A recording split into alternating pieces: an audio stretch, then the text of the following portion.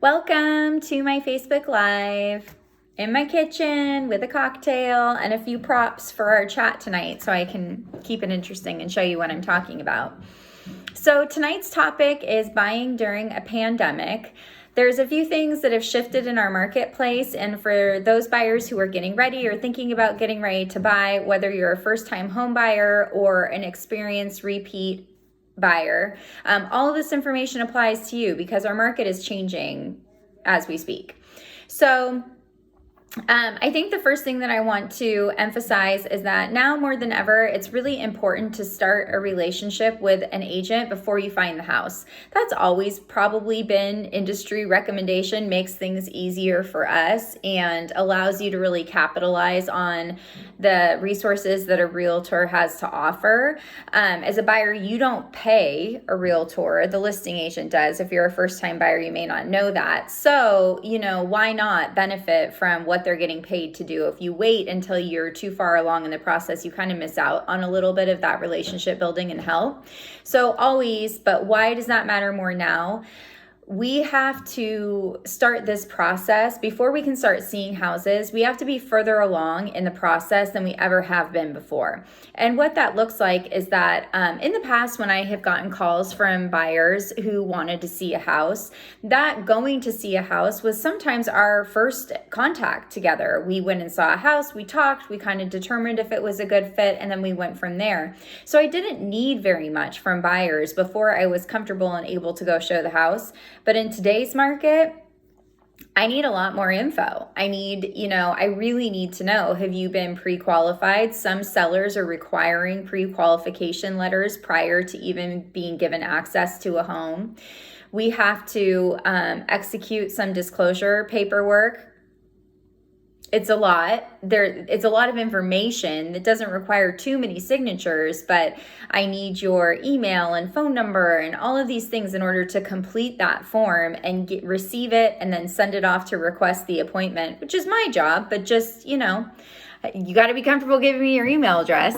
And then, there has to be a certain level of trust in order to maintain safety in the marketplace. So to show homes in our Sacramento County and Placer County, you're supposed to have a mask, gloves, or hand sanitizer. We're all kind of leaning towards hand sanitizer before you can go in a house. So you're filling out these forms and you're showing up with the necessary equipment. And if you show up and are meeting someone for the first time and they're not doing these things, you got to make sure everyone's on the same page because not everybody is going to give you access to the home. So it's kind of important to feel out the person that you're working with, make sure that you're on the same page and that you feel prepared before you find the house. Because what happens when you find a house is that you're trying to fast forward all of that, and it can feel very forced and uncomfortable to be meeting someone for the first time, providing all of your contact information, going over your feelings and sentiment about the pandemic in general, and then meeting up to go see this house. So find an agent first. Get pre-qualified. If you don't have a lender, that is as important as finding an agent. You really want someone that can communicate with you, especially and is a good, strong communicator in general, especially because there has been so many shifts in lending restrictions. And as listing agents, we're very skeptical of buyers that are financing if the lender can't really speak to the new guidelines and essentially vet you in an appropriate way and communicate that. So if you're having a hard time communicating with the lender, probably not going to be the best communicator with agents because all of that transparency is really important. So if you don't have a lender, a good realtor can always kind of guide you towards some people. We have a lot of referrals in our database, but that fit is very important. The next thing that's a little bit different is that there is a lot more virtual media than there has ever been before. And Zillow and Redfin and Realtor.com, who've kind of been our leaders in the online interface, they don't always have links to the virtual media that we want you to see before you decide to go see a home. So once you've hooked up with an agent, when you see something online, the first thing that we should be talking about is, did you see the virtual tour? Did you look at all the media that's available? Now, sometimes it's not available. We're not all created equal. We're all catching up and kind of learning how to navigate at our own paces. And there are still some listings coming to market that just have photos. And so sometimes it's not there. But if it's there, part of what you're signing is that you agree to view that first and make sure that it passed your checklist before you go in person. So that's the next step. Kind of the last thing I wanted to hit on is that, like, why are we seeing these things? Like, what is going on in the market that you as a buyer may not know or be able to see from online? So, that's where we can really add value in helping you to understand how to be strategic in this marketplace. So I'm not going to give it all away, but I will tell you some of the things that we see going on. So obviously with a shelter in place, there's been a lot more restrictions. As things open up, those restrictions are changing a little bit. So navigating those is one thing, but what we're seeing in the market is that the buyers and sellers that are in today's marketplace, there might be less of them than there was 6 months ago, but maybe not 6 months ago, but like in February before all of this kind of rolled out. But what we are seeing is that the buyers and sellers that are in today's market are ready to go.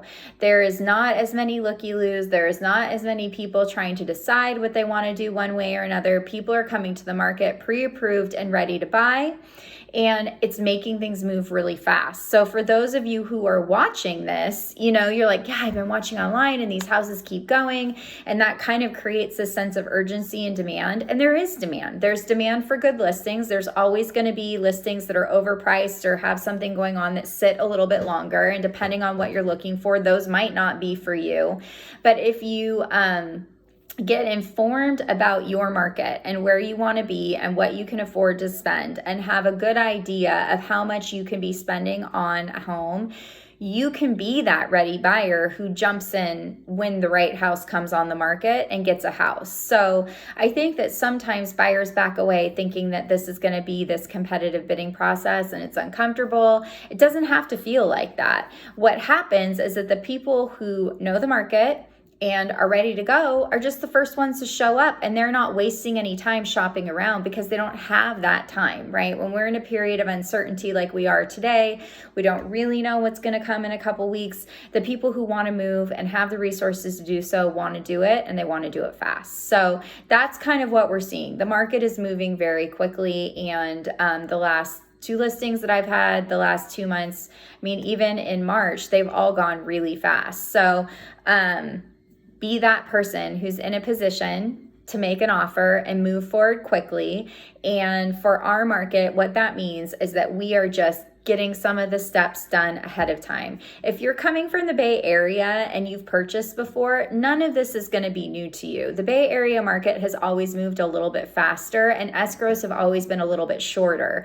So you are further along and tend to be further along in the lending process or in the relationship with your agent because you can't show up the moment you see a house and expect to get a contract accepted. In Sacramento, we've been a little bit more forgiving. So some of this is kind of new to our area. Anyway, whether you're a returning buyer or a first-time home buyer, I'd love to kind of talk you through this and help you figure out what this means to you and help you get ready to go before you find that house. So give me a call or comment below and I'll follow up with you. Any questions? All right, have a good evening.